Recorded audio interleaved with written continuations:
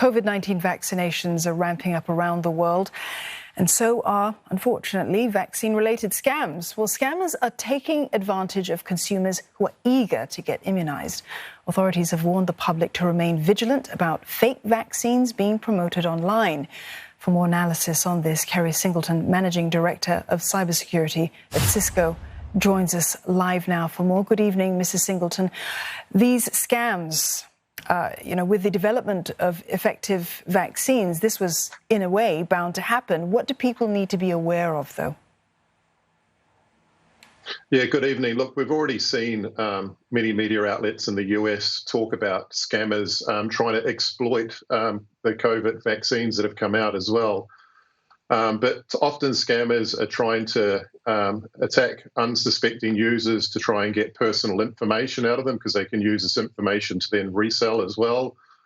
Or they're actually trying to extort people out of money. So people need to be vigilant. If it sounds too good to be true, it probably is. If you're not tech savvy, you should speak to friends or circles of friends if you don't trust certain things that you're receiving. But do not share any personal information. Don't share your usernames, your passwords, PIN numbers, or other personal information.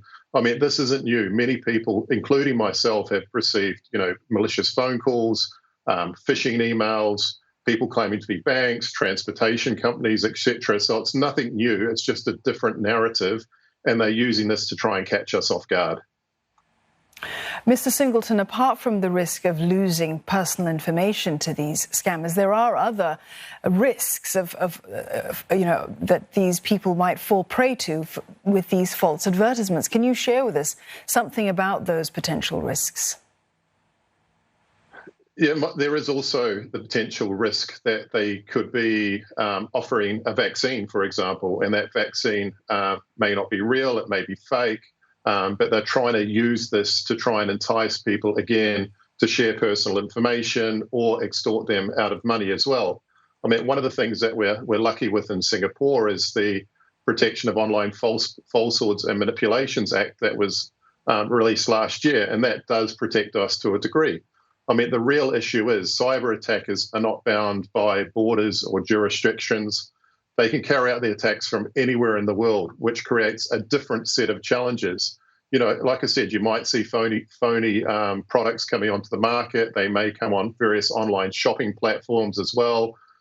We'll definitely see phishing-based email attacks as well. We may be even very directly contacted over the phone or via a popular messaging app. So we need to be aware, and we need to be vigilant. There's a great urgency right now for people perhaps to want to get their hands on a working vaccine. So what advice do you have for businesses and also the public? What can they look out for? How can they avoid falling prey to these kind of vaccine-related frauds?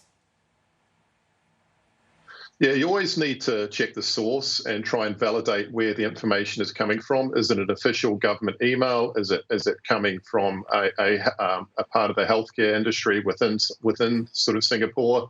But on the corporate side, one of the things that we do at Cisco, and we're quite lucky, is we carry out simulated phishing attacks. So what we do is we will send out a malicious email internally, and we'll often prey on things that are happening or relevant. So, for example, it's the end of the year right now. We may receive an email internally saying, please click here to use up all of your holidays before they expire at the end of the year. It's something that many people won't check, and they'll just click on. And it's a good technique to try and get people to click on these phishing attacks. And we then direct users to user awareness training if they're not aware. So we're lucky in the corporate world where we can think about technology, process, and people. But when we the public, it's a real challenge as well, because the public could be receiving phone calls. It could come from a foreign number. They need to validate that. If it comes from a messaging app or it's a robot that's speaking to you, you should be concerned as well. You should save the number of the banking and government institutions that are contacting you on a regular basis, because if you don't recognise the number, it could be suspicious. And you should also check again with members of the family or friends, or report it if you're not sure about it. Absolutely critical information. Thank you very much for sharing that with us, Mr. Singleton. We've been speaking there to Kerry Singleton, Managing Director of Cybersecurity at Cisco.